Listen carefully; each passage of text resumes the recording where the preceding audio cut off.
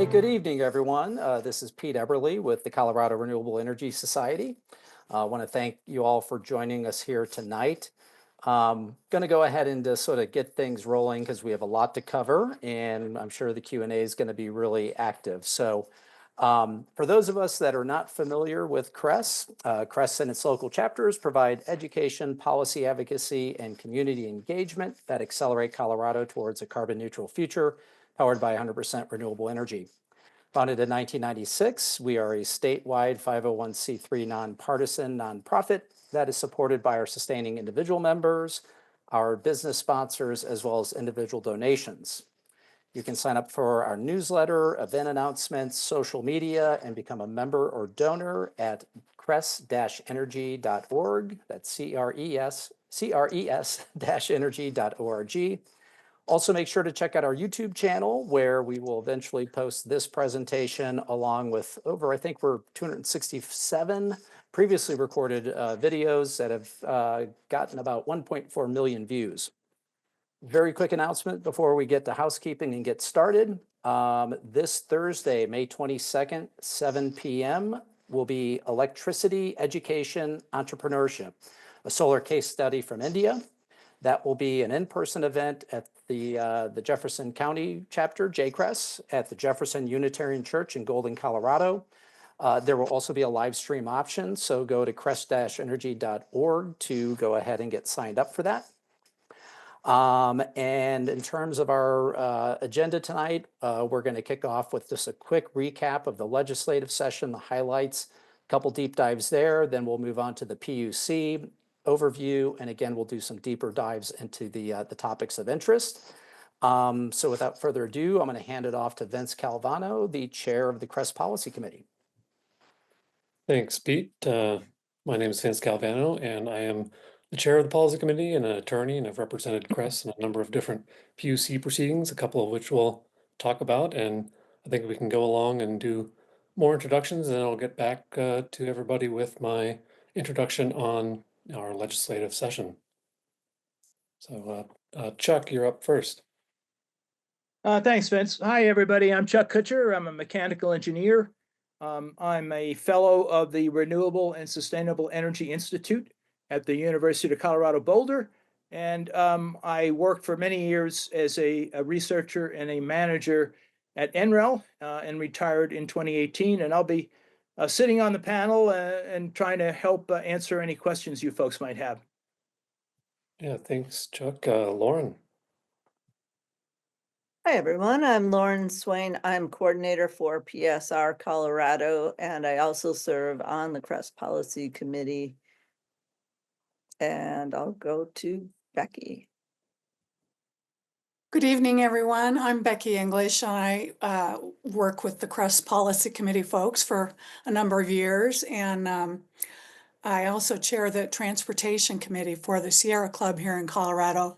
Transportation's my main interest as far as clean energy goes, and I'll be talking about the legislative session and transportation this evening. Thanks, Becky. How about Randy and then Ron? Yeah, my name is Randy Houston, and I've been working with the utility industry now almost 50 years. I started in the whole development side, software development, product development, that type of thing, vendor side, then moved on and spent the last 20 years at Xcel Energy, where I was served in many different positions. I ended up in the end as their chief architect, executive architect. So that's where I'm coming from. So I'm kind of bringing that utility perspective to the policy discussions. And I'm Ron Sinton. I've worked about 43 years in the solar cell industry, and I have a little engineering firm, Sinton Instruments. I've been associated with CRES Policy for about 5 years. All right, thanks everybody. And then I'll jump into our policy recap, and then eventually we'll get into our PUC recap. All right, so thanks again, everybody, for making it to our CRES policy panel here. We're gonna review our legislative session now. And first, I wanted to start off by letting you know who CRES Policy and the committee is. And we're a group of about 20 active members. Many of them have renewable energy or energy efficiency industry experience, but obviously not everyone. We focus our weekly meetings from January through May on legislative items, and that parallels the the General Assembly cycle. And then outside of that, we switch to every other week where we meet. And during the legislative session, we review a number of bills. We have about 40 bills that we reviewed through the Colorado House or Senate that are related to energy efficiency or renewable energy in some type of way. And after we review these bills, we will discuss them and submit letters or testify in support or opposition of a particular bill. And we did that about a dozen times this session. There's just a little excerpt of a letter to give you an idea of what that looks like. And we'll send those over to sponsors or the committee that's hearing the bill. And we'll cover a few other bills. I just wanted to give you a couple of bills that we've gone over, to give you a taste of what we review. The first one up on our agenda here is House Bill 25-1268, and that bill had to do with utility on-bill financing. And, CRES supported this bill. We wrote a letter in support. We filed it as written testimony for one of the legislative committee hearings. And unfortunately, that bill was killed. It was postponed indefinitely. It passed the House, but was PI'd in the Senate appropriations. So, obviously not everything we support passes, or not everything we oppose gets killed. But one of the other kind of important bills that CRES discussed this session was the data center bill. And this bill was looking to bring benefits to facilitate data center development. And one of the issues, of course, with that is that there's a large energy demand and a large energy use for hyperscale sized data centers. And CRES has a position statement on this. So if you go to cres-energy.org/policy, you can find that there along with a couple other CRES policy positions. And in any case, we did oppose this bill. We also filed a letter of opposition and sent that to the sponsors and the committee members. And luckily, this bill did fail in the legislature. So that was a win for us. And finally, we have a bill, it's called House Bill 25-1040, and it was a bill that looked to make nuclear energy defined as clean energy as far as the state's concerned. And the issue with that is, while nuclear energy does not emit CO2 while it's producing electricity, it's not necessarily clean. And I can wait to get into that more. I'll pass that on to Lauren, but let me just say that there is also a statement on nuclear power through the cres-energy.org/policy website as well. And this bill did pass. So nuclear is now defined as clean energy as far as the state is concerned. But Lauren, if you have a little bit more to say on that and other bills on your agenda, take it away. Thank you very much, Vince. So as PSR Colorado, we are focused on health in terms of its intersection with climate and energy policy.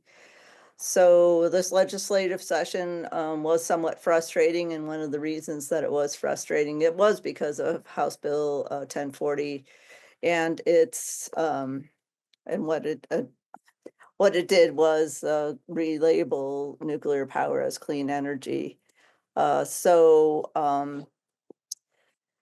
It did this in a way that it would be defined as a clean energy resource, and that would allow it to compete with renewable energy for local clean energy project financing, as well as qualify for retail utilities to use it as a strategy to meet Colorado's clean energy target.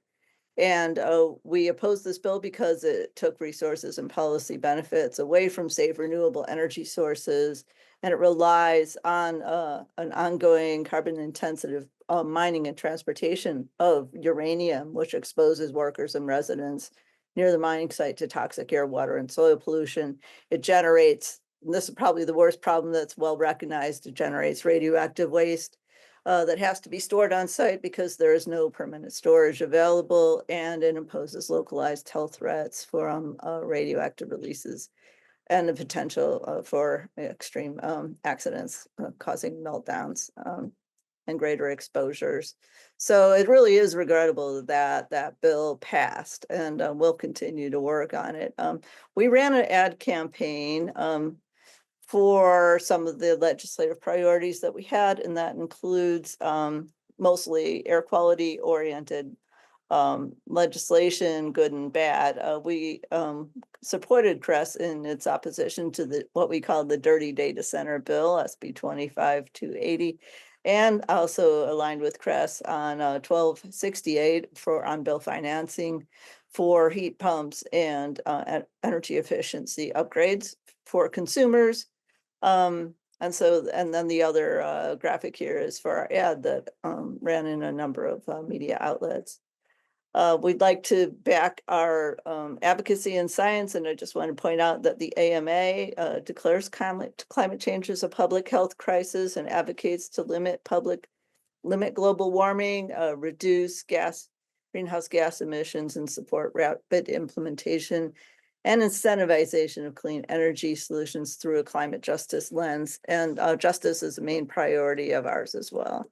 The American Love Association also prioritizes the transition from fossil fuels to non-combustion alternatives and promotes renewable energy. And that's because of its of the fossil fuels' extreme impact on health through low outdoor air quality and low indoor air quality from producing and burning fossil fuels, as well as the extreme heat and smoke that results from the climate crisis. The State of the Air report just came out from the American Lung Association and found that 10 Front Range counties received an F grade for ozone pollution. 3 metro areas rank as among the 25 most polluted in the country for ozone. And we know that using heat pumps cleans up our indoor and outdoor air and reduces our reliance on fossil fuels. So we supported 1268, but also 1269, which did pass. And that requires large commercial buildings to meet 2040 efficiency and emission reduction performance standards. And it's really a great thing that it passed because it widens public access to the benefits of efficiency upgrades and heat pumps through these large building owners, because these large commercial buildings include apartments. And a lot of people don't know that. So how are you going to benefit as a renter? Well, you will benefit when these large apartment buildings have to adopt these standards. And we'll have healthy indoor and outdoor air quality and reduce demand for fossil fuels. But yes, 1268 did not pass. And we wanted this bill to pass for the same reasons. And this on-bill financing, there are other ways to crack that nut. And there are other ways that we are pursuing on-bill financing, and we won't let go. But that did fail. What about the missing bills?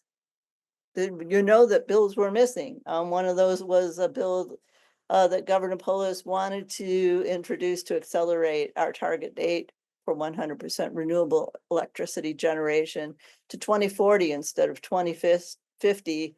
But industries, businesses, and allies successfully opposed introduction in the 2025 legislature. And by the way, Polis also supported 1268. But it's there's 2 sides to the story of our governor. Also absent were ozone reduction bills focused on the fossil fuel industry's massive contribution to our ozone problem and other air pollutants that we're struggling with. And under threat of Polis's veto and the fossil fuel industry's ballot initiatives, legislators and environmental groups agreed to withdraw legislation last year and not to introduce future legislation or ballot initiatives through the rest of Polis's term that related to curbing air emissions from oil and gas production. So that's my scoop, and we'll look forward to staying in touch and talking about the Public Utilities Commission proceedings in a short while. Thanks. Yeah, thank you, Lauren. And I know Becky has been keeping track of the transportation happenings at the legislature, at the Colorado legislature. So Becky, if you have an update for us, go ahead. Thank you, Vince. Some of you may be wondering why transportation is part of our agenda this evening, or indeed part of why of what CRES Policy Committee pays attention to. The reason is that transportation is a huge greenhouse gas emitter in Colorado and in other states as well. And of course, you know, the electrification of our fleets and the electrification of our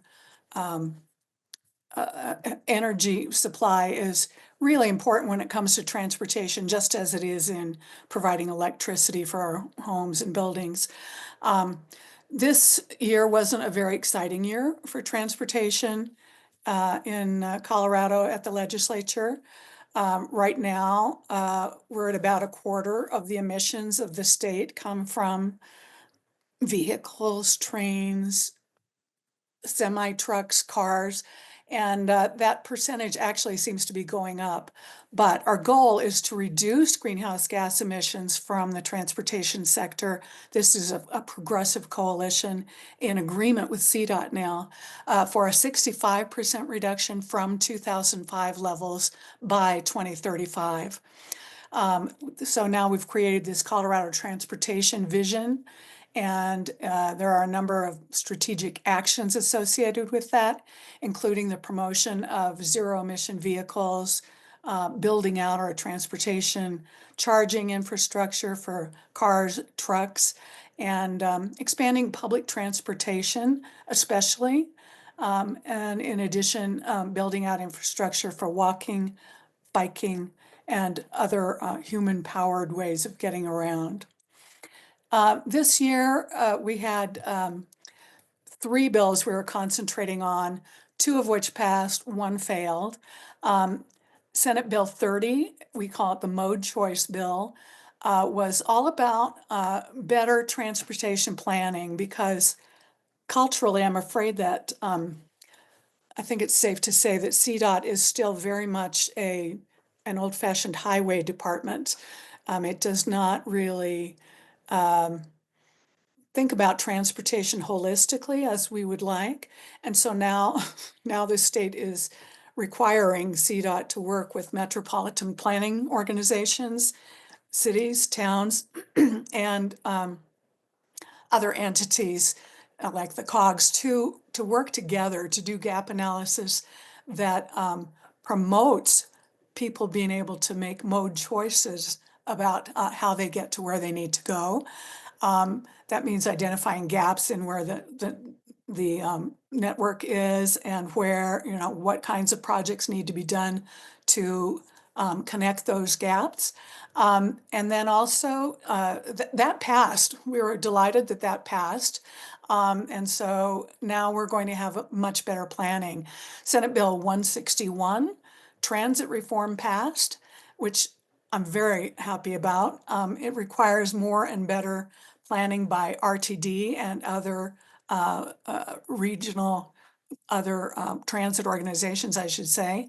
And it requires much more accountability as far as the board at RTD goes, outreach to the public, and encouragement of business cooperation with reducing those greenhouse gases with programs like EcoPass.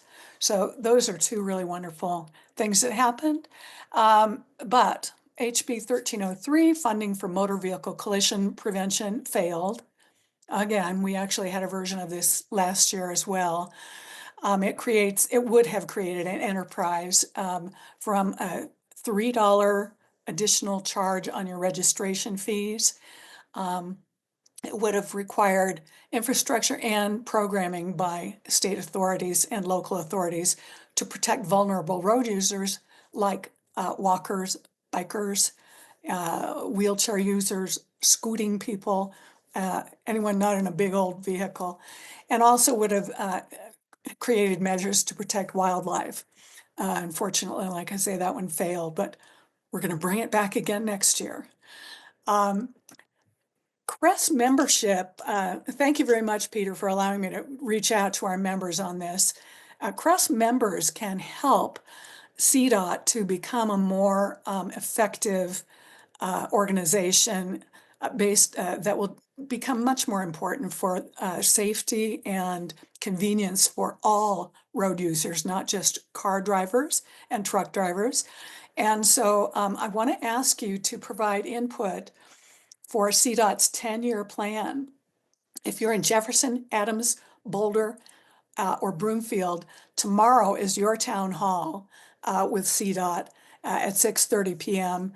And I'd really like for you to be there to provide input to help CDOT prioritize non-traditionally prioritized users like those multimodal users. Please, if you're in Denver, Arapahoe, or Douglas County, put on your calendar June 12th, another CDOT town hall, which will be at 6:30 p.m. These are both telephone town halls. And please just let them know how important these other modalities are besides just cars. We especially want to get public transit up in front of CDOT and for planning purposes. So that's one thing you can do, is attend these town halls. The other thing you can do is take CDOT's survey. I'm going to put links for both of these in the chat as soon as I'm finished speaking with you. So I really hope many of you will take a few minutes, or actually the survey only takes 9 minutes to do. I hope you'll take time to do that. I'd love to talk with any of you who'd like to get more involved in clean transportation for Colorado. Excuse me, allergies. I really think we might be able to do quite a bit more in the next legislative session, and I'd love to hear your ideas. Thank you very much. Thank you, Becky. And was there anybody else that had any other legislative updates? If not, we can move along to the PUC. And so the other avenue that CRES works in along the policy lines is to advocate at the Public Utilities Commission. And what the Public Utilities Commission is it's a regulatory body that regulates many different things, but one of the things that CRES gets most involved in is the electric and gas utilities, such as Xcel Energy, also known as Public Service Company of Colorado. And so the way it works is the utility, like Xcel or Public Service, files an application, for example, an electric resource plan, and then interested parties such as CRES submit a motion to intervene. And if that is granted, that group will work with their attorney and a witness to read through all the testimony that the utility files, and then the group files an answer testimony and another round of testimony, and then there's typically a hearing. There's also time to discuss with other parties, and finally there's a position statement that you file to try to persuade the 3 commissioners that preside over the PUC as to what you think they should do when they rule on that proceeding. And here are some of the more recent PUC proceedings that CRES has been participating in or has participated in. A little while back, there was the Clean Heat Plan from Public Service Company. That was the inaugural Clean Heat Plan that CRES intervened jointly with PSR Colorado and Lauren. So the next one up was the time of use advice letter from Public Service Company. That's 24 AL 0377E. You'll hear more about that from Ron, and that had to do with updating our time of use rates through Public Service Company. And then the other 2 are the Public Service Company Just Transition Solicitation, which is an interim electric resource plan that's there to help determine what our resources are going to be after the closure of a few remaining coal plants here in Colorado. And then finally, CRES is also an intervener in the consolidated proceedings that are the Public Service Company Distribution System Planning Proceeding and the AVPP proceeding, the Aggregator Virtual Power Plant proceeding. And I'm just going to cover one of these proceedings, which is the consolidated proceeding, and then we'll move along and let Ron and then Lauren update you on some more PUC happenings. So the consolidated proceeding that I was going to mention here is the combined distribution system planning proceeding and the aggregator virtual power plant proceeding. And CRES initially just intervened in the AVPP proceeding, but then that was consolidated with the DSP because they have a lot of common issues throughout them. So there's issues on both sides. Both proceedings are going to be held and heard at the same time. And so as far as the AVPP proceeding is concerned, Senate Bill 24218 required the utility, which is Public Service Company in this case, to file an application to implement a VPP program. So they are doing their duty that was required by law. And CRES has a witness named Jim Gilbert. He's not on this panel right now, but he's the one I will be working with to file answer testimony, which is due June 26th. And now I'll drop it off to Ron to give you more details on a few other proceedings that CRES has been involved in. Thanks, Vince. So I'm going to just talk about a few interesting snippets that span a lot of different proceedings. And I'll start right in with the phase 2 rate case. And the reason I wanted to show this is to show what your rates depend on. And your rates are determined by the highest 1,000 hours of fossil fuel dispatch. And this is shown here. This is the frequency versus the time of day. And we can see that fossil fuel dispatch peaks around 4 to 7 p.m. in the evening. And this is when you have combustion turbines, which are the most expensive power plants on the grid. And so the time of use rates that we have now have a mid-peak rate from 1 in the 1 and 2 o'clock hours, and then a high rate from 3 to 6 p.m. And you can see that this aligns pretty well with these very high cost hours, but this was for 2022. And these rates were designed in 2019 for 2022. And what we have today is that Xcel installed a lot of PV in the middle of 2023. And this PV is serving the middle of the day very well. So the fossil fuel dispatch disappeared. This is all served by solar. And so we can see that the peak hours, the really high cost hours, have moved from 5 to 9 p.m. And so this is why the commission saw a need to change the schedule to better align with this. And I'm showing 2030 down here because the daytime only gets cleaner from now on. It changed really fast from 2022 through 23, 24, 25, and now it's pretty stable on this new pattern. But the other consequence of all this PV during daytime is that these days we actually have extra renewables during the daytime. And this is shown here with curtailments of renewables. This is where renewables are actually turned off because they can't be used in that moment. And this is data from Xcel, and it shows curtailments versus hour of the day. There are about 3 times more excess renewables during daytime as at night. Now, this is Xcel's data, but I wanted to go a little deeper into this. So I did some modeling using EIA data. And what I did is I modeled which hours of the 8760 hours would be renewable when you flip the light switch, because that's when we have excess renewables and they would supply your power, and which would be from fossil fuel.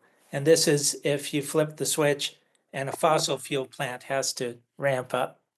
And so I'm showing this. Black is fossil fuel, green is renewable. This is midnight on December 31st, noon on January 1st, midnight. And then you put 365 days together going from left to right, and you have a nice map. And you can see that that night can be dirty if it's calm, or clean if it's windy. Daytime is much cleaner than night on average, and this is July and August when we have air conditioning peaks.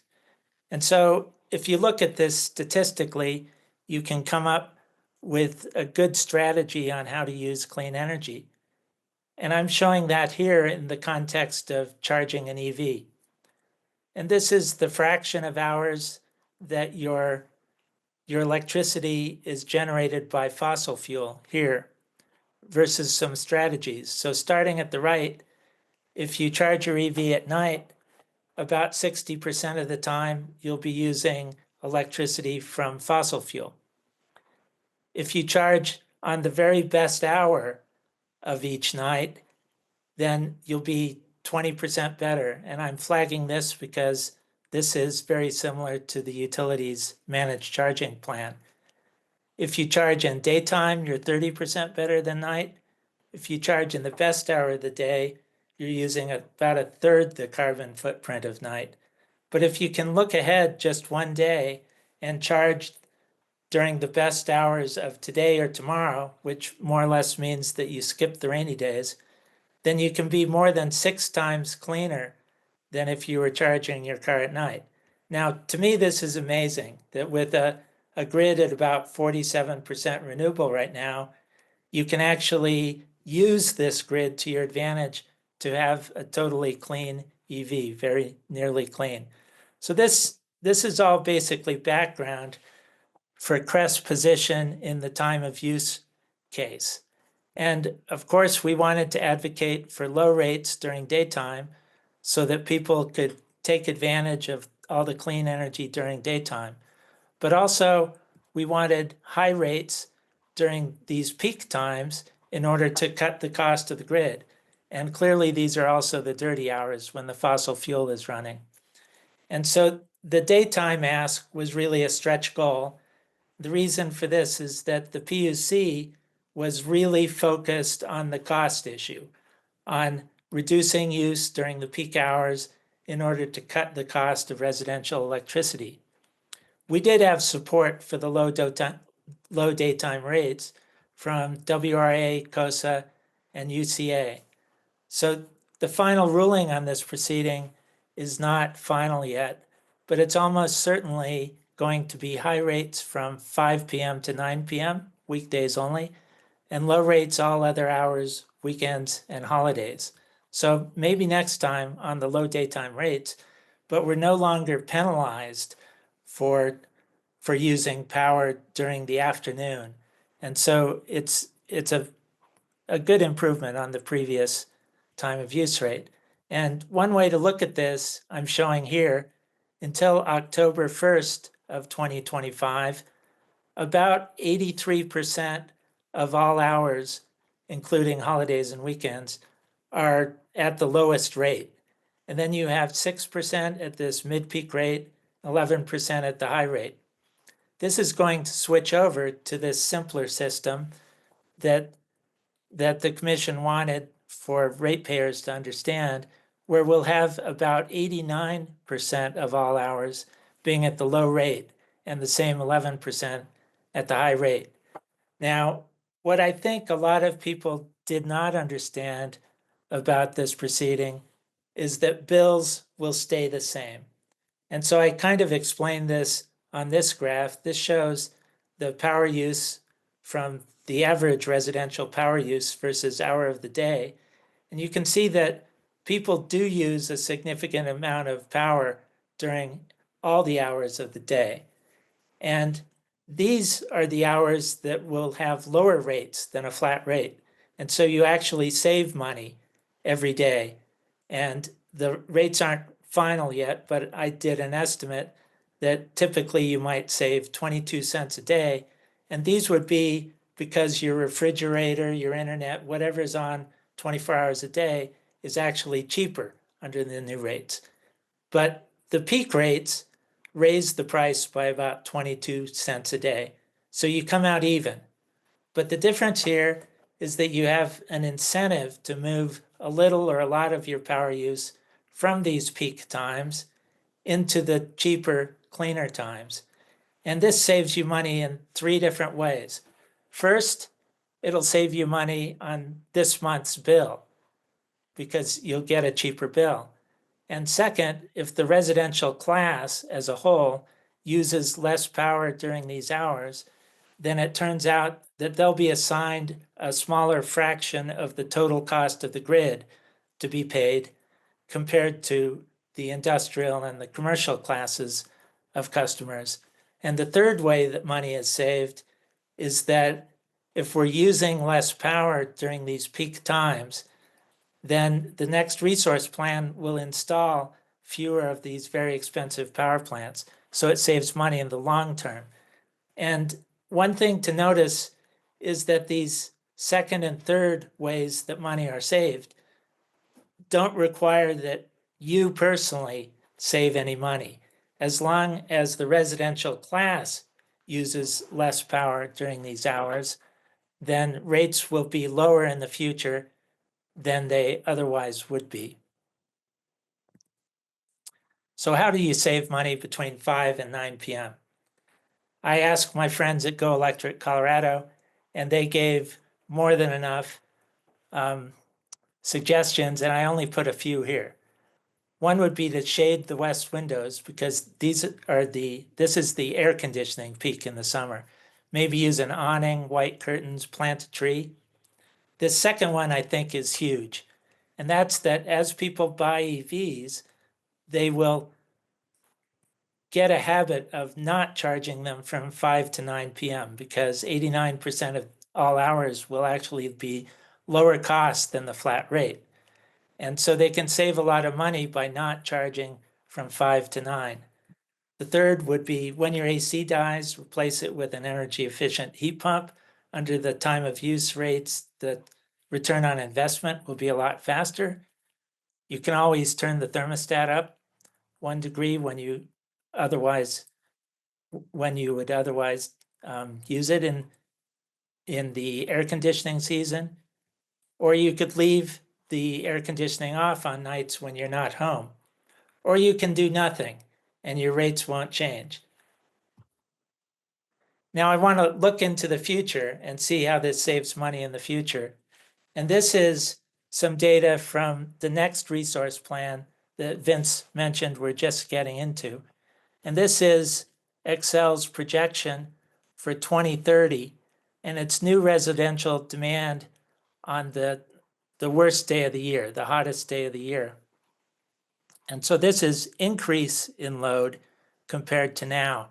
And the blue is just the load curve that I showed you before. So this is probably population growth. But the orange is EV charging. And Excel is projecting that most of this charging will actually be at exactly the wrong time. And then the green here is hot water heating. And so it was actually the chair of the commission that pulled up this slide and effectively asked Excel, is this really the best that you can do in 2030? And it's not, for several reasons. One is that this projection assumed the time of use rate that we're using now. And it goes to low rates at 7 p.m. And so that actually encourages things like EV charging from 7 p.m. till midnight. So when we implement that, we should get a good notch out of this. And so we're going to ask that this be taken into account in these projections. Also, the commission has installed some really good managed charging programs and okayed the money for it. They should be more aggressive at actually being able to move this demand into the day or later at night when it won't do as much harm.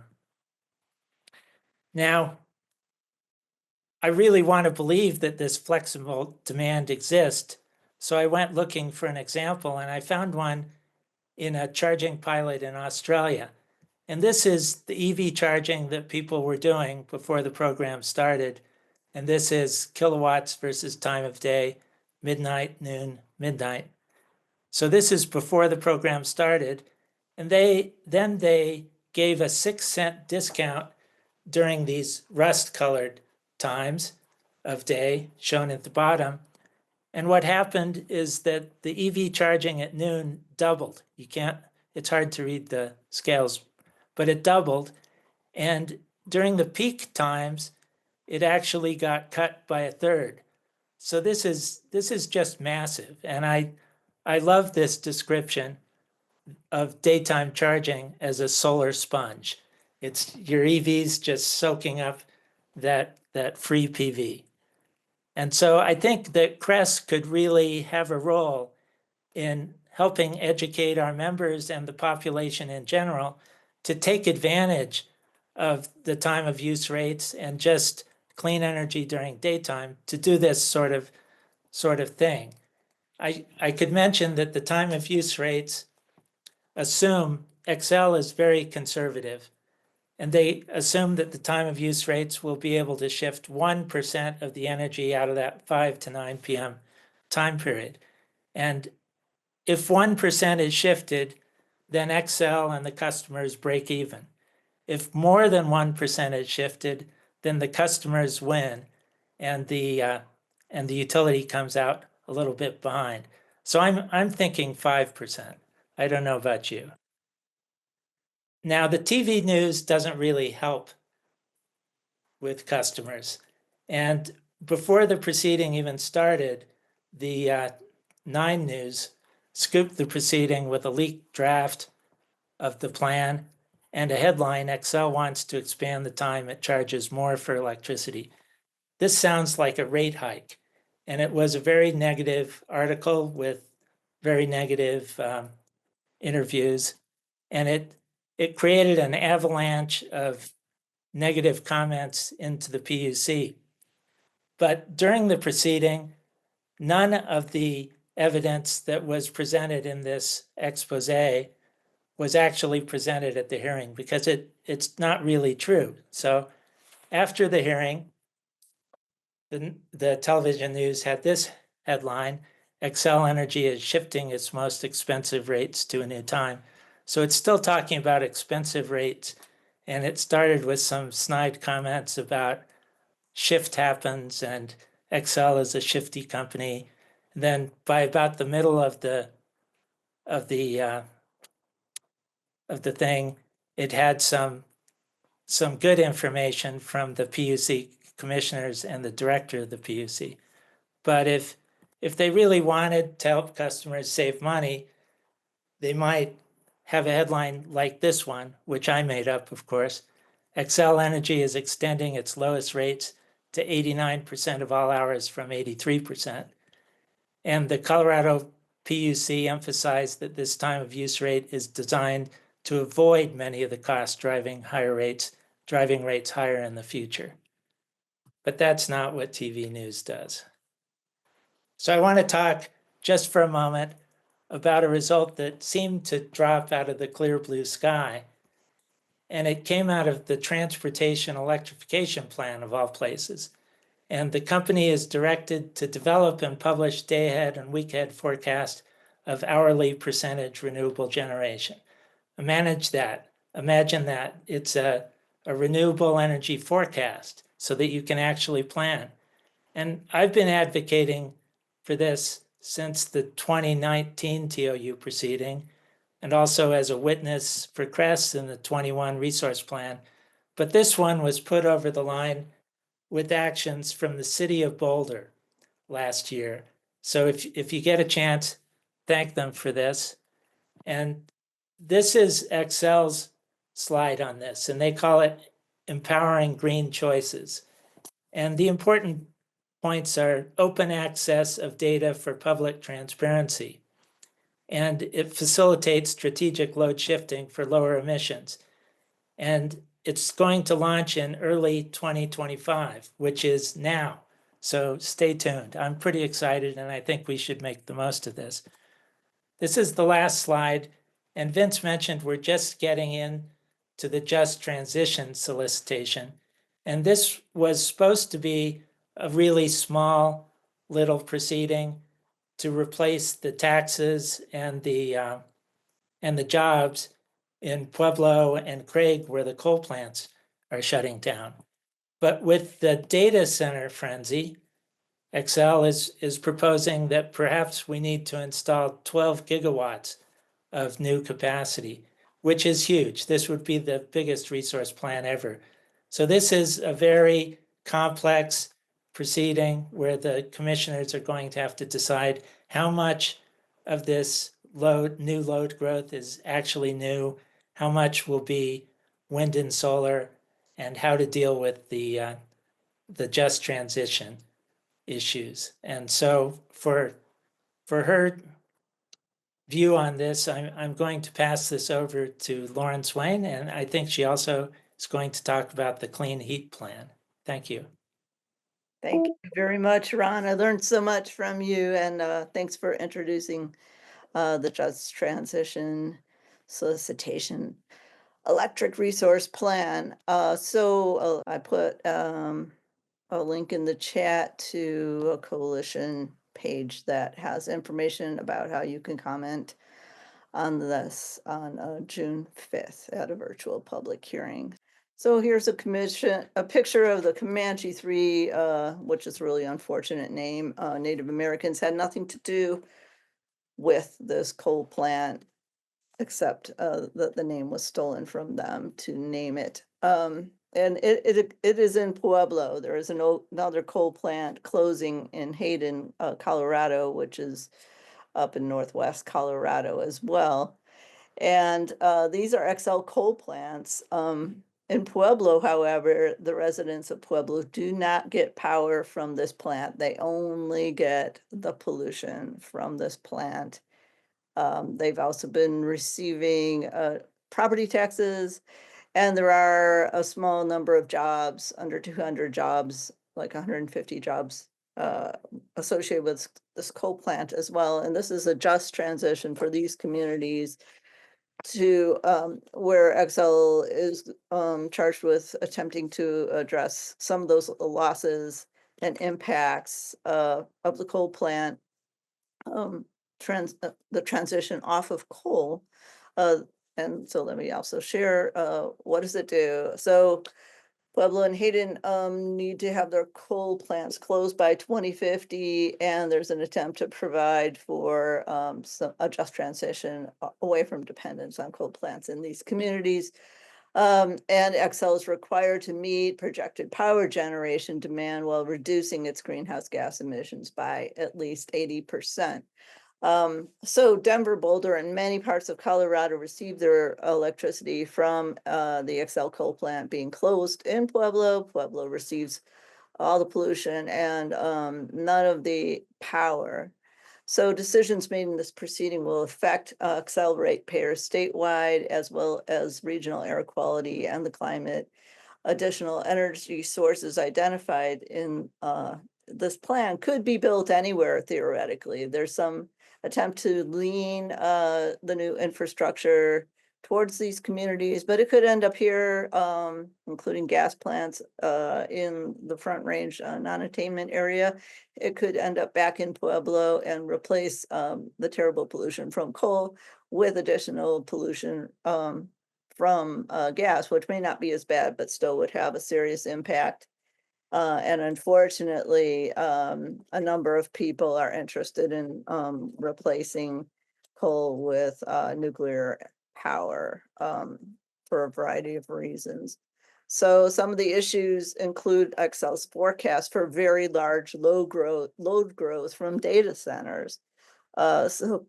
Maybe Ron, you can weigh in. I can't remember the exact amount of, is it something like triple the current energy that XL is producing? Or I can't remember, but it's just outrageous how much more power, electricity demand they foresee.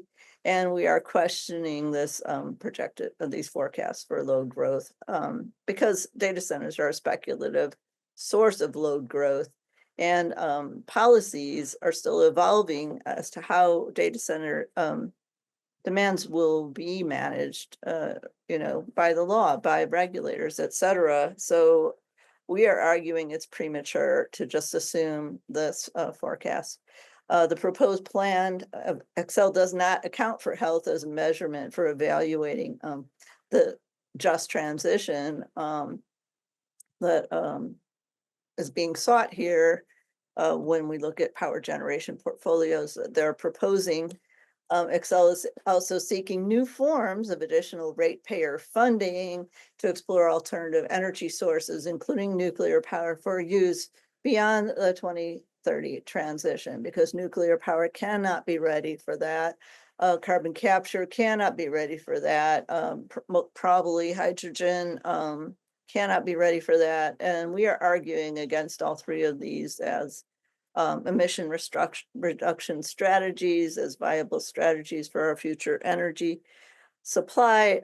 And we're arguing against this $100 million subsidy for Excel to go out and play. And there's another large subsidy that they're seeking, which requires more explanation than I can provide here. Some Pueblo leaders are advocating for gas and eventually nuclear plants. So there's many more issues beyond this. So you can go to the link I put in the chat, cleanupexcel.org for more information, and get in touch with me if you like. I strongly encourage everyone to testify at the June 5th virtual PUC hearing and weigh in. Because you don't live in Pueblo, you might not live in Pueblo. Some people maybe on this call do, but if you don't, I don't. But I have a responsibility for how my electricity is generated and for the pain and suffering that is caused by the community that is hosting these resources. And I don't think most people in the metro area or in any area want to be responsible for imposing pollution or nuclear power risks on any community. So, and it affects our rates as well, because nuclear power is very expensive. Gas can be very expensive. Renewable energy is the most affordable form of energy. And Excel, the good news is that Excel is relying largely on renewable energy sources to fulfill its obligations, but there's all these extraneous factors that make it very complicated, and it's hard to celebrate the large proportion of renewable resources that are coming along with this. We should celebrate that, but there's a lot of devils in the details that we have to work through. So if there's time, I can reflect on our work in the Clean Heat Plan with CRES, which was really an amazingly successful effort. 2021 legislation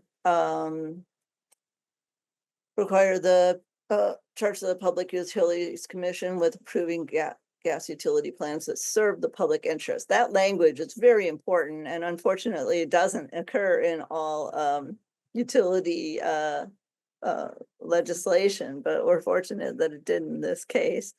Obviously it should, right?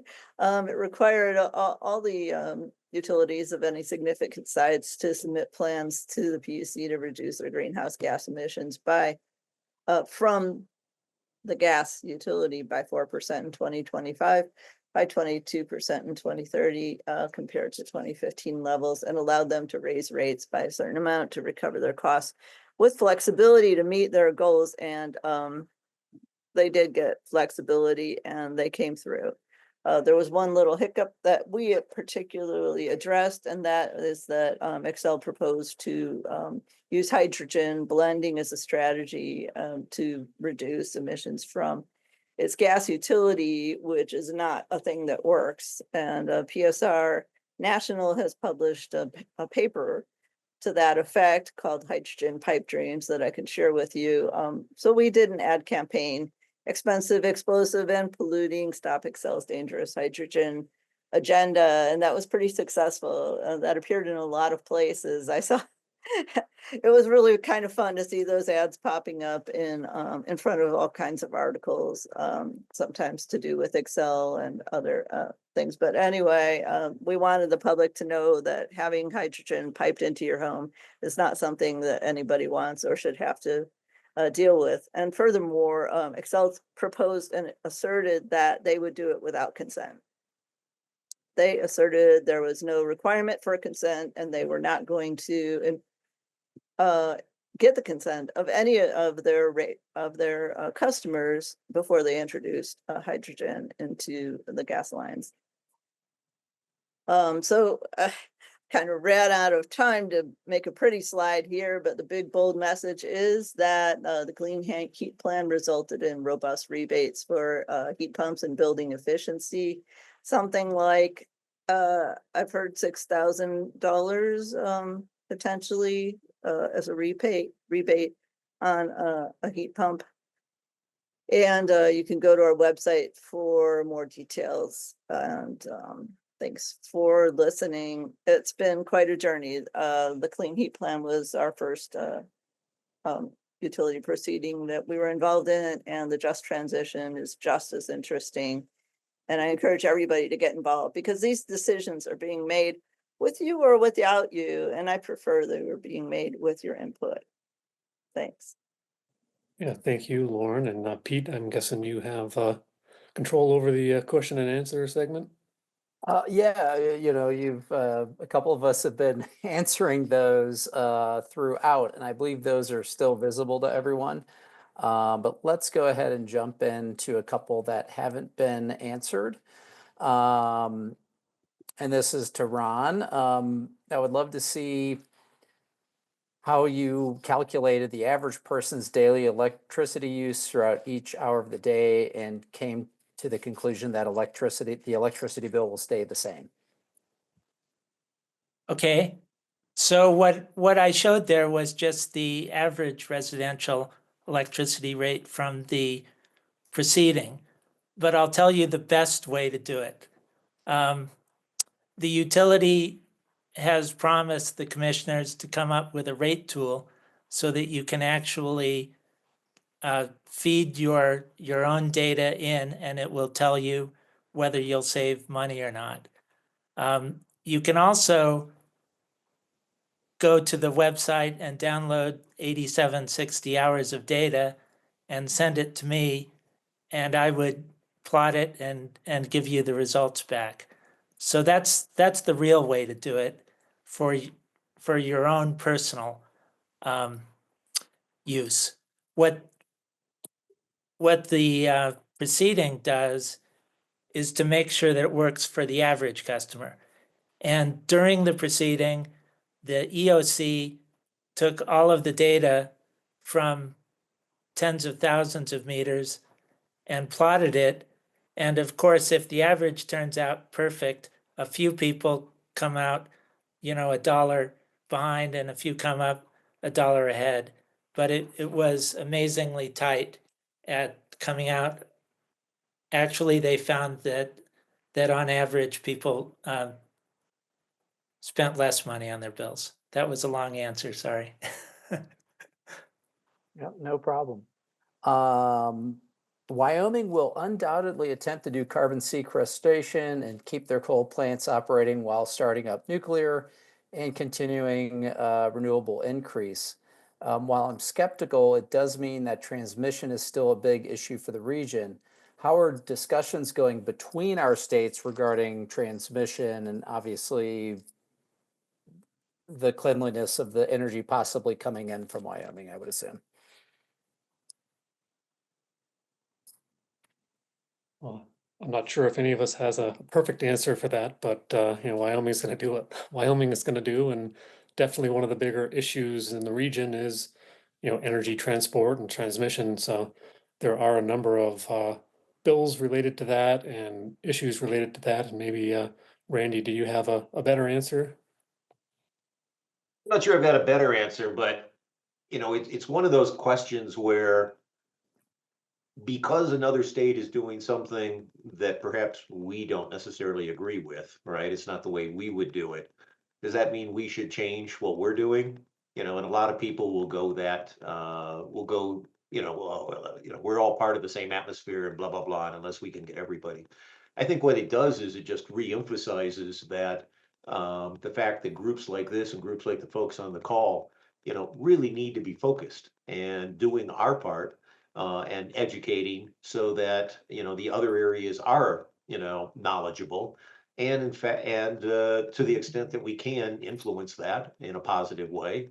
And where we can't, that shouldn't change the fact that we need to do the right thing. I mean, one of the things my mother taught me, that few lessons, my dad taught me always treat people the way you want to be treated. And my mother taught me two wrongs don't make a right. So, and those are two of my primaries. So if we disagree, we think it's wrong, that doesn't mean we should do it. We just need to do what we think is right, push forward. And if we are right, eventually it'll come around the way we see it. That would be my feedback. Okay. Any Step other, in oh, and Ron? say something.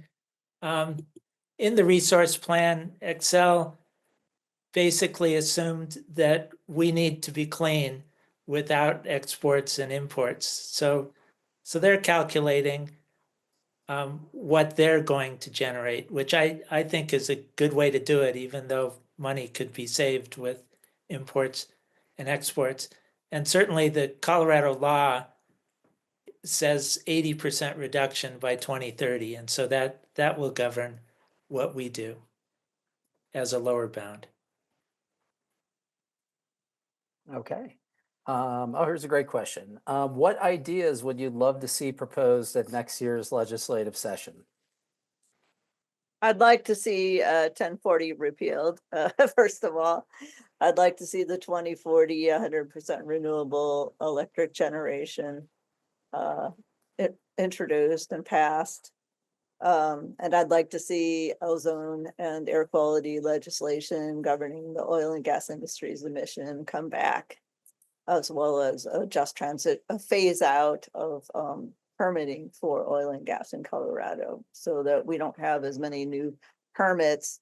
If we can't do that, then at least do more to allow local governments or local communities keep new drilling and fracking operations out of their area. Go ahead, Chuck, and then I see Randy as well. I guess one thing I would like to see is the legislature really promote all electric new housing developments. When you retrofit heat pumps in the home, doing it in the most cost-effective way can be a challenge. But when you have a new housing development and you install what they call geothermal, maybe more correctly called ground-coupled heat pumps, it makes sense on a first cost basis because you eliminate all the gas infrastructure. And then in terms of operating, it heats more efficiently than natural gas does. And it cools in the summer much more efficiently than a typical air conditioner that's rejecting its heat to the outside air instead of to the ground. So it makes sense in many, many ways. There's a new Lennar development that's looking at that, and it's nice to see that, but I'd like to see it more common, because when you build a new housing development and you have natural gas in it, it's likely that natural gas is going to get burned for the next 15 or 20 years. You're really committing to carbon and air pollution emissions for a long period of time. And I think that's something that we can prevent. Yeah, thanks, Chuck. And I know one of the things we've also mentioned in our CRES policy meetings is supporting more microgrids and that kind of technology, if you will, and as kind of an alternative to transmission. And then the other one I was going to mention was tax credits for EV to load or EV to home upgrades or updates. So that was one other thing, and I think I cut in front of Randy. Sorry about that. Go ahead. No, I liked what you want. I was actually going to use this as an example for the group that's listening in. I've been now with attending these meetings for a few months, and what really impresses me is the caliber of the people on the policy committee. I mean, just incredibly intelligent, incredibly passionate. But what I've been as, if not more impressed with, was the willingness to openly discuss and agree to disagree on occasion. Okay, the general trend of where we're headed, you know, the basic goals, I think we all agree on that. But in any given situation, one may be focused a little more strongly than another one. One person may be going, well, is 100% by this time the best, or is 100% by that time the best? Again, it's more about the journey we're taking, not the destination. Okay. But I do think that when you're sitting in on this, this is not a monolithic group. This is a very open, very intelligent group. And so your feedback as to what we should be looking at, or your feedback in joining a group like this, is incredibly important. We need that type of thing. So I just wanted to point out that when you sit there, it's not like we're all together, we're looking at them going, these 5 bills went, okay, these 6 bills we want to apply. We all are in agreement, we're all in lockstep. We are in general, but we have very, very good, strong discussions, and it's very realistic. What can be achieved, what can't be achieved, how can we push that envelope, how can we position? So I just wanted the folks that were sitting in and listening to this to sort of have a feel on the way the committee actually works. But again, incredible people on this group. Yeah, thank you, Randy and Lauren. I do want to plug CRES's policy papers, their information on the website, where you can read their policies on data centers, or our policies, because I am on the committee as well. Data centers, carbon capture, nuclear power, and other policy issues, because they've put a lot of time into developing their positions. And it's really a great place to start educating yourself on these issues. And they're great for sharing with anybody who is unacquainted with the issues. We have resources on our page too, also about the clean heat plan, about hydrogen blending, about building electrification, and many other resources as well. So both of our websites have great ways to get yourself informed on the issues, and I encourage everybody to go there, as well as to participate in take advantage of every opportunity to testify, to contact your legislators, and be involved, give your input, because lobbyists are always there when you're not. Yeah, thanks, Lauren. And I just wanted to check in with Becky to see if she had any ideas for next session, whether it's transportation or otherwise. Thank you, Vince. Well, transportation wise, it would be just swell if CRES members could support this vulnerable road users legislation that will undoubtedly come up again.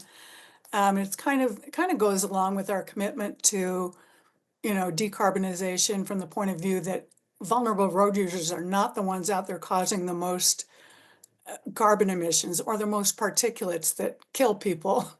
It's usually, people who are on bikes or walking or, using transit or a little Lime scooter or something. So, those folks need protecting. We have this lofty Vision Zero goal in Colorado for, zero transportation related deaths per year, but we blow through that immediately every year. We've already had, I think 20 some deaths already this year. People don't deserve to get run over in a crosswalk or riding their bikes, trying to be low carbon and active transporters. So we really need to protect them with both infrastructure and with, legal consequences and such. So be on the lookout. I'll of course share that, Peter, for the newsletter, maybe next legislative session, and let people know when that comes up. Absolutely. And on that, on the transportation note, a question about there was an article on the potential for passenger trains between Denver and Fort Collins. Are we doing is there anything happening where we're monitoring that as well? Well, we're not actively involved with that, but anyone can be. Just go to the Colorado, let's see, Front Range Passenger Rail website, and you can monitor what's going on with that. They have their own district now, that is, their own authority on how that's going to be governed and how the construction will roll out phase by phase. It'll be interesting if you're in that corridor to kind of watch how things develop. And I really hope CRES members will use that train between Fort Collins and Denver anytime. And of course, later on, we hope to have a train going all the way down to Pueblo. We hope to have one out to the Craig area also. I mean, it's just wonderful that we're taking this capacity on the rails that used to be used by coal and repurposing it for people. I love that. And then I'm personally involved in a business where we're going to hopefully be able to provide an advanced fixed guideway for I-70 between Denver and Vail. So, this whole rail and fixed guideway thing is starting to move in Colorado. And yeah, you can keep up with it online pretty well. I'm realizing that I neglected to put my email on my slides, so I'll put that in the chat right now, and anyone who wants to get in touch can either call me or email me.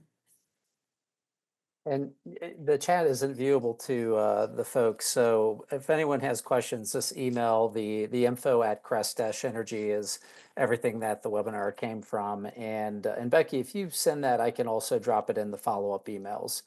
So just feel free to reach out. I monitor that email and I'll connect anyone that needs connecting.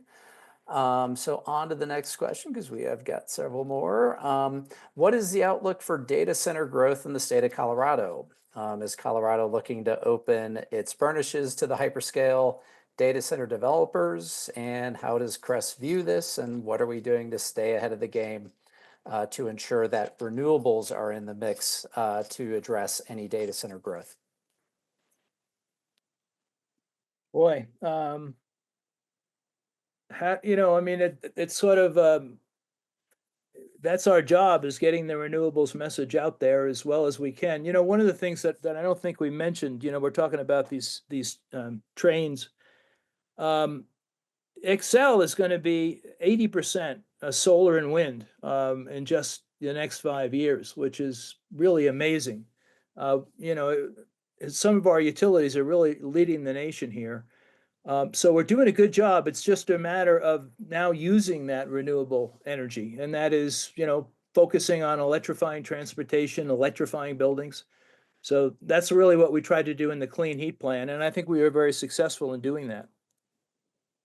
I'm not sure I answered that question, but Chuck, you're giving me an idea for legislation for next year that all new passenger lines ought to be powered by electrical locomotives. exactly. Yeah, Yeah. absolutely.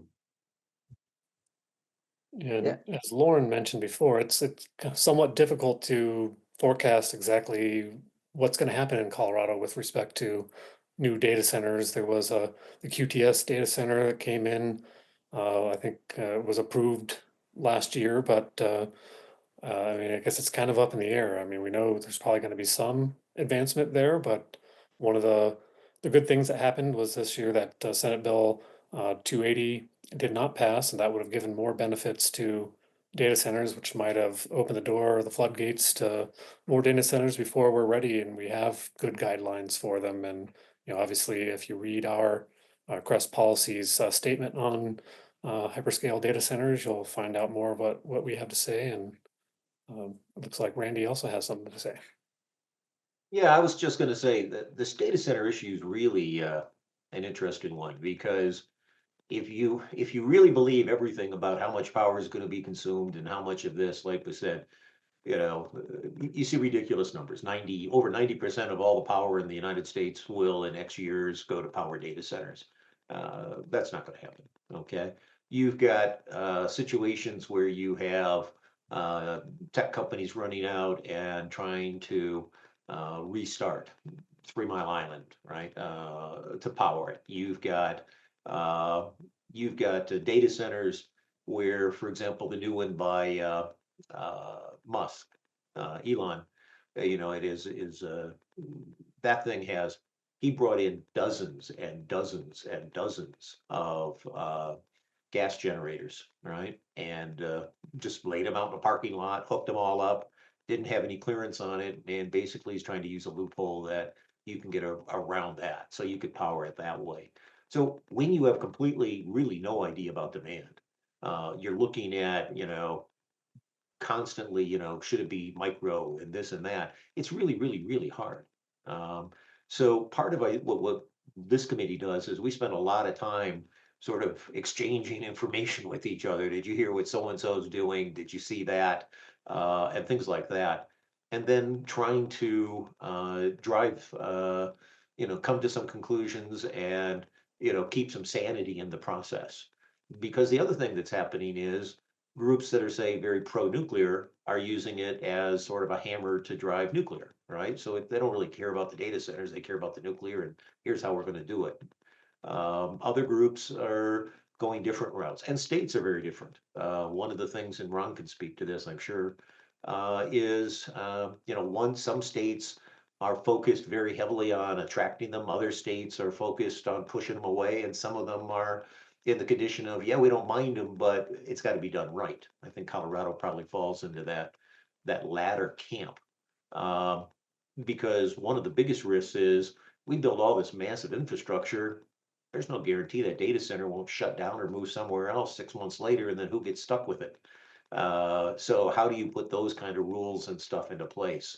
So it's a very complex, very high profile problem, without, frankly, a perfect answer at this time. But what we do need to do is not lose sight of where we're headed, right? To keep that renewable focus going, but be sensitive to the fact of, where's it really, really going? Ron, what's your thought? I know you monitor this very close, as Chuck does and others. Yeah, I think there's a lot of uncertainty around this. And in the testimony in the Just Transition Plan, there was a lot of skepticism about the level of data center growth that's real versus speculative. And so this is the really difficult thing for the commissioners to figure out. Of course, we saw legislation where legislators want to do the economic development, so they don't want to be left behind. So there's a lot of tension here going in all different directions. Clearly, there's a speculative bubble, but where the middle ground is, where it'll land, I think no one knows right now. I don't. I wanted to say a little bit more about Roger's question, about the deal that rooftop solar has with Xcel. As Ron has shown in his analysis, there are many times throughout the year we have so much utility scale solar on the grid that it's being curtailed at times, and that's why it's really important to use that solar during the day and to charge EVs, for example. I do have a rooftop solar energy system. It's 6.8 kilowatts. I have an electric car, and I really try as much as possible to charge that during the sunniest time of the day. So I'm making use of my rooftop solar, but you can do the same with the grid solar. And so if you really make use of your EV battery, that can be used at home also. Home batteries are very expensive, and I point out to people, I happen to have a Hyundai Ioniq 5. It has a 77 kilowatt hour battery. I think the newer one is even larger than that. But my battery is equivalent to 6 Tesla Powerwalls. And so that's a lot of capacity. And if you use that, I really like that phrase that Ron mentioned, using it as a solar sponge during the day. One of the people pointed out, well, wait a minute, but I'm usually at work during the day. It kind of depends on what your job is. We want to encourage more companies to install chargers at work, so you can charge your vehicle while you're at work. I worked at NREL. Obviously, that's an unusual place, but we had plenty of EV charging stations at NREL where we could charge during the day. But post COVID, for a lot of people, they don't work in the office every day of the week now. I was just speaking to someone that works at NCAR and goes in there 3 days a week. Of course, the battery in an electric vehicle is sized for long trips. You don't need you can just charge it every few days for your daily commutes. And on the weekends as well. So I would say making use of EV batteries is a way to make better use of that solar, and then you're self-consuming the solar, and you don't have to worry so much about selling it back to the utility and what rate the utility is going to give you. Okay, and Lauren? I just want to say how much I love that idea, Chuck, and point out that, long-term policy, whether it's national or state, we really have to think about these batteries for cars. They are designed to give you a long trip, but most of the time you don't need that long trip. So through various incentives and regulations, I think we could really try to push the industry to make those batteries smaller, focus them on short trips that most of us take.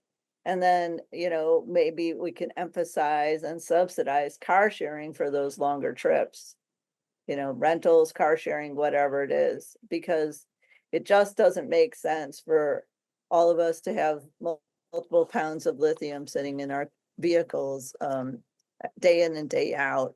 That is a really resource intensive way to do, to get the job done that we need done for our society. So I really am excited to hear about these opportunities. For example, to use that huge battery just to power your home. We ought to incentivize that as well and make that easier any way we can. So maybe with the next energy code that Colorado has, maybe we can facilitate that to build new homes that can take advantage of that better.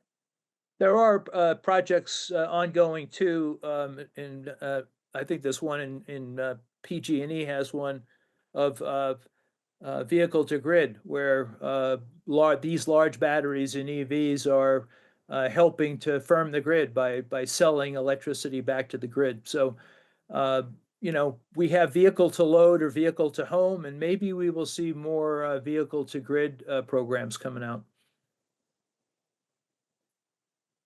Okay, great. Is CRES doing any work on the repeal of Tabor, since it is seriously inhibiting what legislators can push through the appropriations? Good luck with that, huh? Yeah, it's a tough one. We've become adept at working with people on these enterprises, they call them, a way to, to raise money through, some kind of mechanism to do what you want to do. Because, this was an ugly year budget-wise, Peter. So a lot of bills didn't even get introduced because they just would have been an expense that the budget couldn't tolerate. Yeah. No, we don't work on Tabor.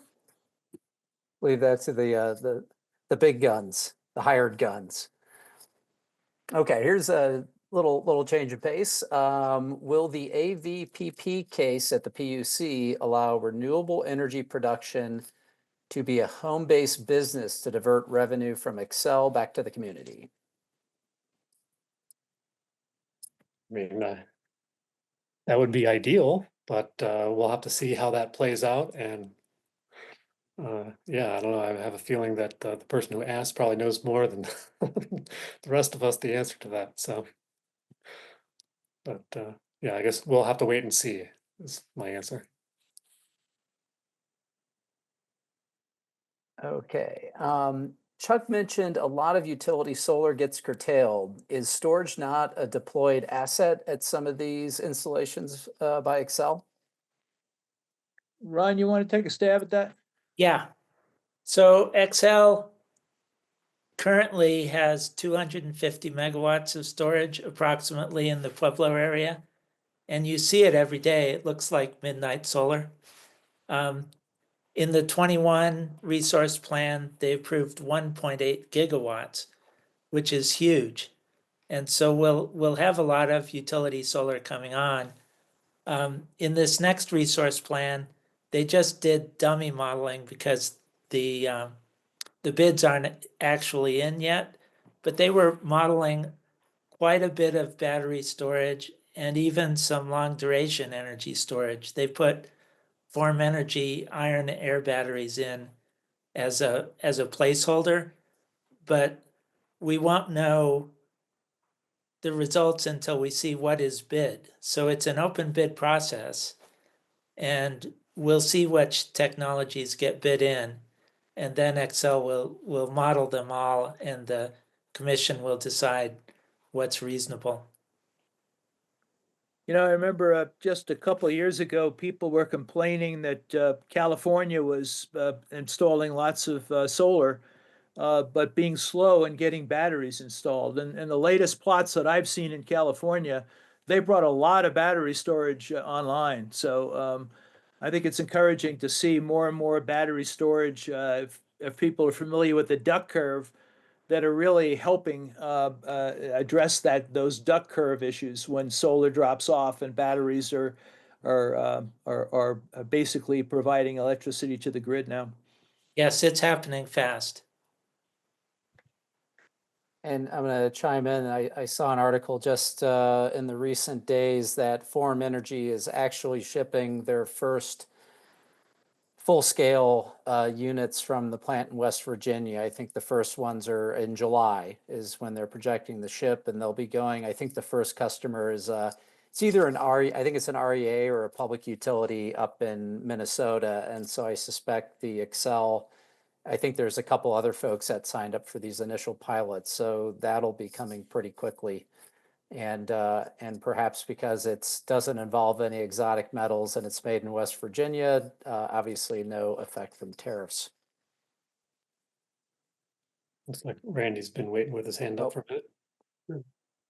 Yeah, I was going to say the storage is really, it's always been the interesting part here, because if we can get the right storage in place at a reasonable price, then you begin to deal with those high costs at night, right? Because now you can store it and keep it. The other thing that's happening is, what do you mean by storage, right? I mean, there's pump storage, there's different types. There's lithium batteries, which we think of. There's a lot of work on other technologies, and Ron could go into that, I think, for different storage, or Chuck, storage technologies. The other part of it was just alluded to. Tremendous amounts of this stuff is coming in from overseas, and therefore, what's going to be the real cost? I mean, how do you commit to something when you have no clue what it's going to actually cost by the time you get it in and build it? The other one that's happening is as people are looking at this, sources that are before were never considered, all right, or we thought, hey, we've got a limitation on lithium here. Well, then they go out and they find the salt lakes, and now we can get enough for 100 years type of thing.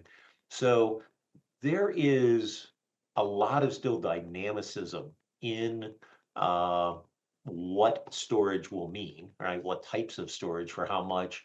Also, what's it going to cost? Really got thrown up in the air. I mean, if you could tell me, because that's one of the things I monitor. You can tell me what an import's going to cost a year from now. I'm amazed, because I can't.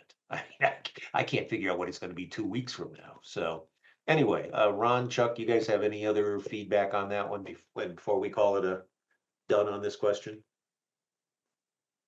Well, I think as an industry, it's coming.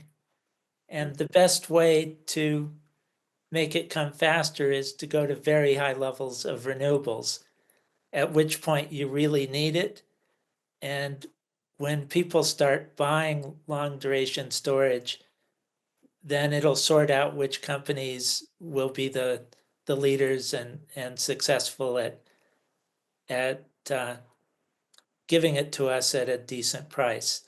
because a lot of the cost requires that they actually scale it up. And so the market has to be there. We have to push enough renewables into the market that we start buying the long duration storage, and then the cost will come down. You know, as we get to 90% renewable electricity on the grid, it is true that there will be these times when you could have 4 or 5 days, of cloudy weather and very little wind. And in that case, what Excel is looking at is to have stored natural gas and then have relatively low cost combustion turbines, because then you don't need the whole steam plant and everything. You just burn it in the turbine and spin the generator. And those are sitting idle most of the time. And so you don't want them to be expensive pieces of equipment. You don't want to build a whole steam power plant for that kind of situation. And at the same time, the fact that the fuel is expensive, the natural gas is expensive, doesn't matter that much because you're not using it that often. And now, of course, that has carbon emissions associated with it. But one thing that can help ameliorate that as we improve transmission, when you get one of these conditions of low solar and low wind, that tends to be somewhat localized weather pattern. And so as we improve the transmission system and can import electricity from places that are not suffering from that, that dark lull, if you want to call it that, then we can burn less natural gas. In the meantime, we'll be looking for things like ion air storage, which does have 4-day storage capability, and maybe other long-term storage options as well. The Comanche 3 plant, clearly the worst case scenario for us in Pueblo. That is a giant gas plant, CCUS with or without an eventual nuclear, is highly speculative in terms of jobs and tax revenues, but definitely slow in development and highly expensive to ratepayers due to the capital costs.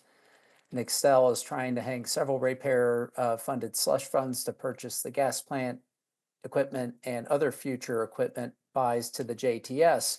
Do you see a way through the JTS for the PUC can get away from its fixation on gas and promote the renewable energy options? And this question was more directed to Lauren.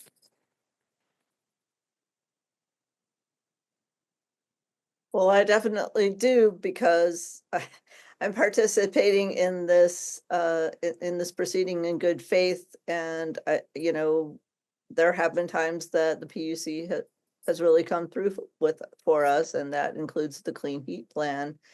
So I do believe that we can, make a good case and that we may prevail.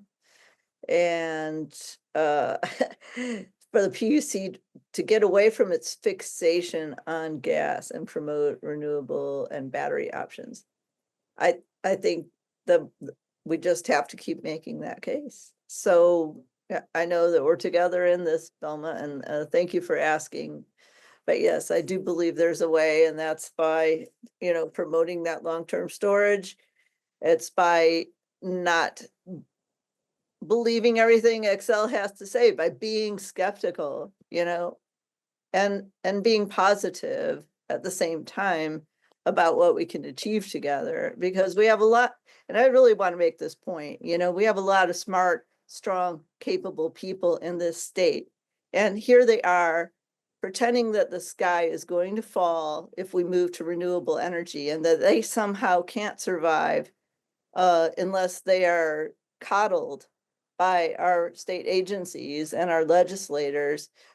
If they're resourceful and smart people, they should get with the program and solve the problems in a way that at least doesn't hurt the rest of society.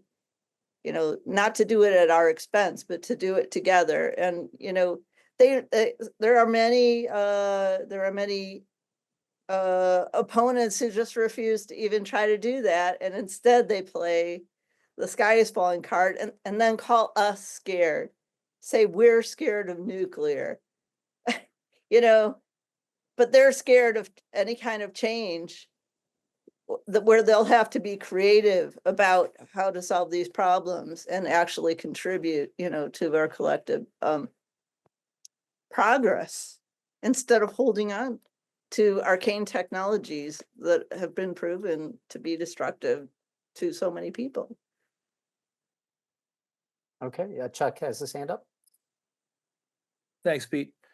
A couple things that were mentioned were combining carbon capture and storage with natural gas and also nuclear. And Lauren mentioned that we have policy statements on the website for both of those things. So I would encourage people to go to those. Both of them wind up being very expensive options. And I also put a link there to, there are also videos of different presentations that we have on the website. I recently gave one on nuclear power. That's not on the website yet, but I put a link to it in one of the answers there. So nuclear power, look, it takes about 15 years from concept to operation for a new nuclear power plant. It's very, very slow. I think Lauren mentioned that earlier. Extremely expensive. I mean, in terms of levelized cost of energy, easily 4 times as expensive as solar and wind. High risk. The one nuclear power plant that we had in Colorado, Fort St. Vrain, was a new type of reactor. It had lots of problems, was shut down early. And many of the reactors that are being proposed are small modular reactors that are expensive and also high risk. And then finally, look, if you're trying to fill in this occasional 4-day period where you don't have solar and wind, a plant that has to be operated constantly 24 hours a day at full power to pay off its very high debt is not the kind of plant you need. You need some kind of stored energy or importing electricity. You need some kind of storage that's just used during that period. And so really, in order to get to very high levels of renewables, a traditional baseload power plant, which nuclear is the wrong type of plant to fill in those occasional gaps.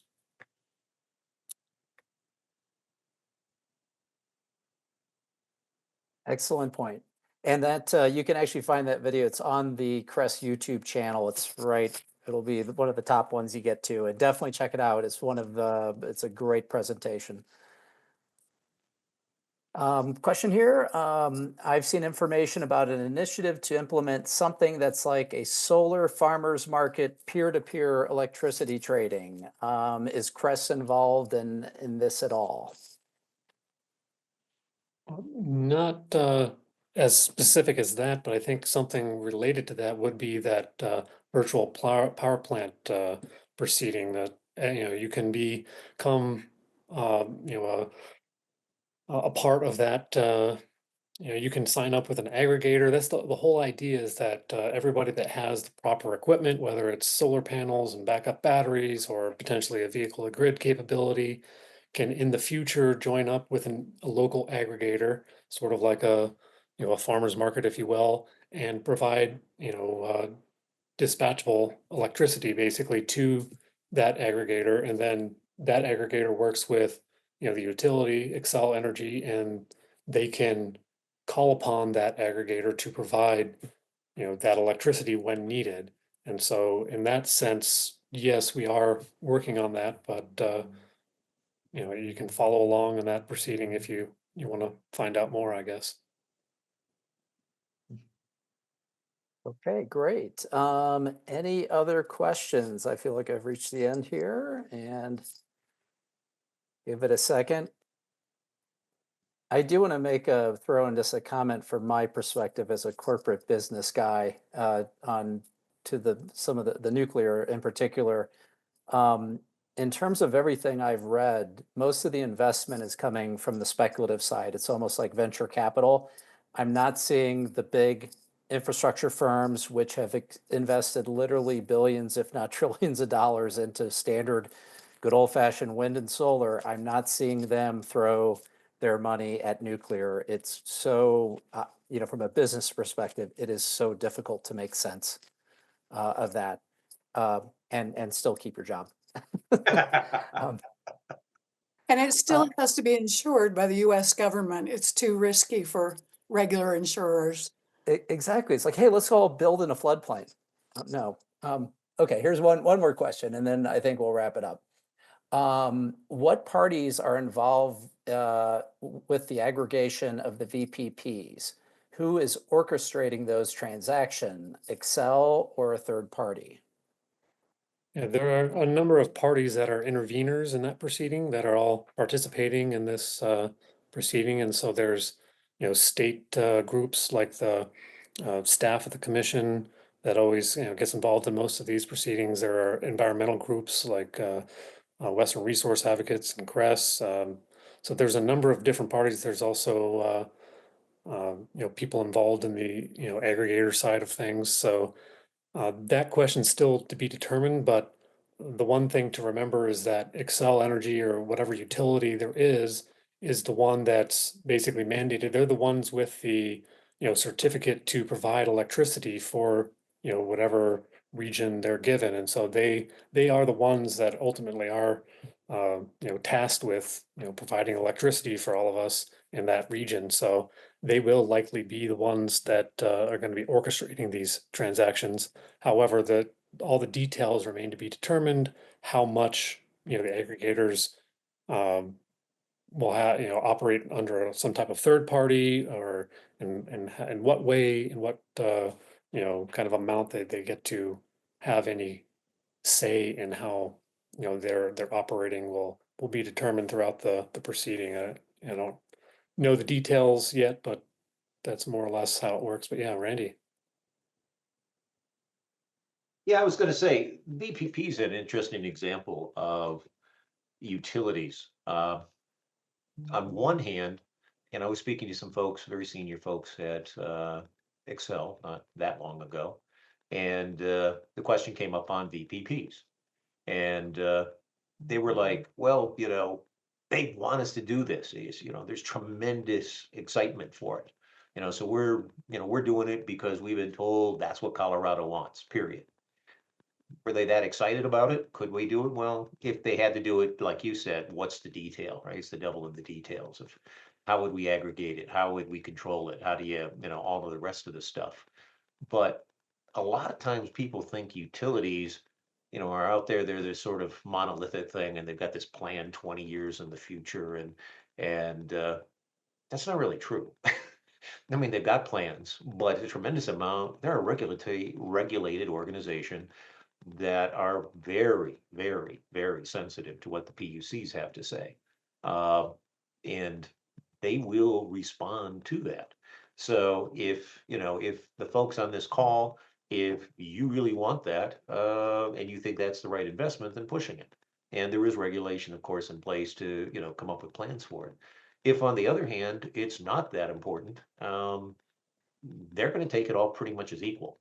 So you can have a tremendous impact on a utility and what the utility does with relatively, I mean, a small stick it's a big lever because of the PUC behind it. And so you have to be very careful what you want to tell them. And a lot of times utilities will do things and you're thinking it's the utility that's doing it, and they're thinking they're doing it because that's what the PUC wants. Now, I've been involved in enough times where I didn't see that, right? And, it wasn't necessarily as strong as that. So it is an interesting piece of, this, in the legislation, making the sausage. That's one of the terms I've learned since I got into this. And the same thing is true. You've got these different parties, you've got these interests. Everybody thinks the other people are smarter and they're all deviant, they're devious and all that. They want to make money, right? That's it. And they want to provide reliable services with minimal amount of oversight and being beaten up. So the more that we can work in conjunction to make sure that they're getting the right signals, the better off everybody is. Anyway, just a thought. Great. Well, really appreciate that, Randy. And since we are coming up on almost the 2-hour mark, I think we'll go ahead and wrap it up there. Want to thank all of you for joining, and of course, all of our panelists and all of the members of the CRES Policy Committee who do so much hard work, as well as our allies like PSR Colorado and the many other groups that we work with. You know, from our perspective, in addition to the great words Randy had to say about the team, there's so many other folks in our ecosystem, WRRA, SWEEP, you know, obviously 350, Sierra. I mean, I'm leaving people out. I don't mean to offend anyone, but it really does take a village to try to make things as optimal as possible. And I think, no pun intended, but, you know, this is about efficiency. You know, we really need to guide ourselves to a system where we've got good alignment, and greater efficiency creates value, but it has to be shared equally amongst all the stakeholders. Any other closing thoughts from the panel? Peter, I just want to invite any CRES member to be in touch with us over the next couple of months, because, you know, maybe they have a burning desire in the policy area, or for a bill, or for, I don't know, a regulatory docket of some kind. And they should get in touch now, as far as the cycle goes, to, especially the legislative cycle this summer, to get in on that. Not that we have the bandwidth really to promote our own bills at the Capitol, but you know, we can get together with other organizations that do have lobbyists and all. So, you know, now would be a great time to encourage them to be in touch with us. Maybe even a web form, something or other that goes directly to Vince. Just a thought. And Chuck? Yeah, I just want to say, you know, I think for those of us who are interested in renewable energy, it's of course tough to see what's happening at the federal government level, you know, where, you know, there not only is it not being supported, but in many cases it's being pushed back. And I think that means it's especially important right now for a state like Colorado, which is one of the leaders in electrifying and decarbonizing our grid and electrifying buildings and transportation. It's very important, more important than ever, for us to be successful doing that and demonstrate to the rest of the country that this is really the way to go in terms of our energy transition. It makes sense. It creates jobs. It reduces air pollution. It addresses climate change. So, you know, don't lose hope. And in fact, we have an opportunity, you know, to again show the rest of the country how to do it. Yeah, thanks. And I just wanted to echo what Becky said in the sense that, you know, we review a lot of bills and we respond to those bills, and we'd love to get more involved in, you know, the kind of the early sausage making, as it were. But you know, we're definitely looking forward to participating with other like-minded organizations, and, you know, getting in on the ground level with more legislation as to the extent that we can. And I also wanted to mention that if you want to find out more about the legislation that we discussed throughout our session, we have a tracker that's on the website. It's cres-energy.org/policy, and the top link is the tracker there. And I want to thank Rick Cohen for all his work and keeping that tracker up to date. Okay, sounds great. Well, on that note, thanks again to all of our panelists, and thanks for everyone for joining us. You will get a recording of this. I believe the automated emails will go out tomorrow, and I'll make sure that link is in those responses or in that email. If you have any questions, feel free, the info@cres-energy.org, and I'll get you connected with the right folks on the policy committee. Thank you, So Peter. thanks. Yep, you're welcome. Good night, Everyone have a everyone. great evening. Thank you, Peter.